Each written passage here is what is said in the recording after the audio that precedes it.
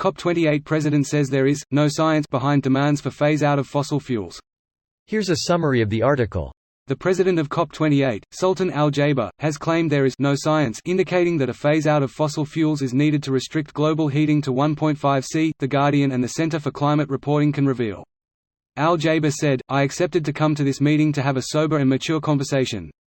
I'm not in any way signing up to any discussion that is alarmist. There is no science out there, or no scenario out there, that says that the phase-out of fossil fuel is what's going to achieve 1.5 C."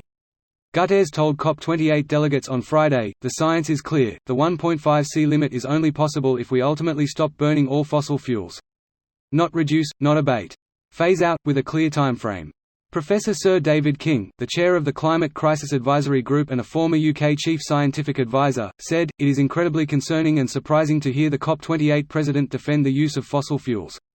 It is undeniable that to limit global warming to 1.5 C we must all rapidly reduce carbon emissions and phase out the use of fossil fuels by 2035 at the latest.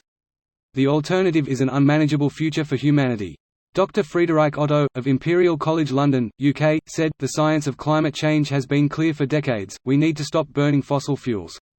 A failure to phase out fossil fuels at COP28 will put several millions more vulnerable people in the firing line of climate change. This would be a terrible legacy for COP28. A spokesperson for COP28 said, "The IEA and IPCC 1.5 C scenarios clearly state that fossil fuels will have to play a role in the future energy system, albeit a smaller one." The COP president was quoting the science, and leading climate experts. He has clearly said that the oil and gas industry must tackle Scope 1 and 2 emissions, must invest in clean energy and clean technologies to address Scope 3 emissions, and that all industry must align around keeping the North Star of 1.5 C within reach. Harjeet Singh, at Climate Action Network, said, "COP28 must deliver a decision on phasing out fossil fuels in a just and equitable manner, without any loopholes or escape routes for the industry to continue expanding and exacerbating the climate crisis." This post received a score of 6,100, with an upvote ratio of 93%. Here are the top comments in response to this article.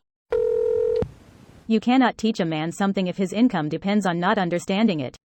Exactly, that was the glitch in letting these guys organize the meeting. Glitch? The fossil industries still keep tight control over the mainstream climate discourse even after all the screaming from scientists and protesters. That's not a glitch, that's their business as usual.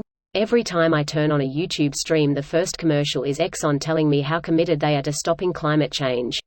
It's really neat that Carrie Byron, the chick from Mythbusters, a pro-science program, got paid a ton of dosh to shill about how safe and clean the oil industry is.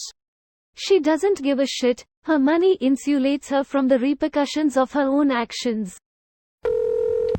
There is no evidence sheep are being eaten. In fact, our experts think sheep cannot be eaten. They're just too big to fit in someone's mouth. Wolf. Also, all the wool. Yuck.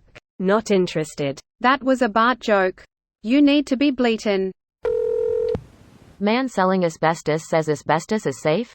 Saudi Arabia launches Girls' Council. Without any women. If anyone knows girls, it's men. Saudi Arabia. Greater than. I don't think you will be able to help solve the climate problem by pointing fingers or contributing to the polarization and the divide that is already happening in the world. Show me the solutions. Stop the pointing of fingers. Stop it. Al-Jaber said. Don't blame me, says CEO of company that earns billions through polluting the planet and making the problem much worse for all of us. He's been shown the solutions. Stop burning fossil fuels.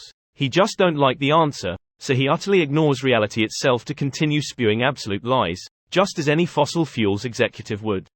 The worst thing is that if they have so much money, and only care about the money, why the hell don't they invest in something else? What is the need to keep investing in the same thing? If I, today, had that amount of money, and was looking to invest it, I would invest in battery production, solar panel production, or anything renewable. It is not just because I think it is the moral thing to do, it also is the smart thing to do. Demand for these things has been growing, and will keep growing. With that amount of money you surely can make good money doing that. This is like asking a junkie to stop calling G-Funk for their heroin. But G-Funk has always been there for me. Never fails. He's got a solid network. Going anywhere else would be a risk. Need my smack, bro. This video was automatically created by Reddit to speech. The article and comments in this video were selected from Reddit according to their upvotes, and any paraphrasing was performed by smmry.com, without any human intervention.